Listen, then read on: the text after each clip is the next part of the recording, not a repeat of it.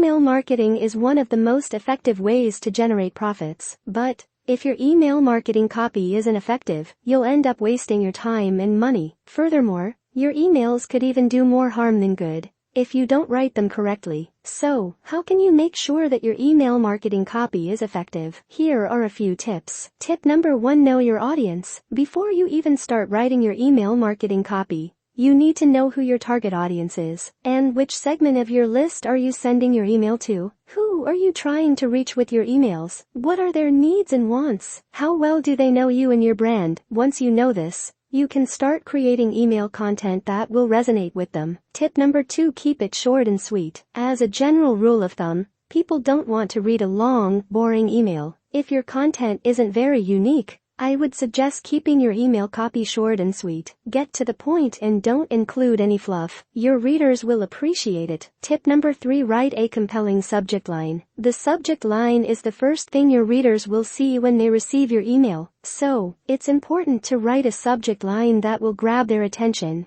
and make them want to open your email. After writing your subject line, put yourself in the shoes of your customers. Ask yourself if this headline would stand out from an inbox full of unread emails. If not, create a better headline. Tip number 4: get the preview text right. The preview text in the email is overlooked, but it's very important. It's the first thing people see after the subject line in their inbox, so it needs to be interesting and make them want to open the email. Keep the preview text to 50 characters or less. This ensures that it shows up across all email platforms. Tip number 5: use good grammar and spelling. This may seem like a no-brainer, but you'd be surprised how many people don't pay attention to grammar and spelling when they're writing email copy. Bad grammar and spelling can make you look unprofessional and can turn off your readers. So, take the time to proofread your email before you hit send. You can use tools like Grammarly for this. Tip number 6: make it easy to read. After fixing the grammar, I suggest making sure that the content is easy to read. Use short sentences. Don't use complicated words. Write as if you're writing to 6th grade kid. Check out the Hemingway app,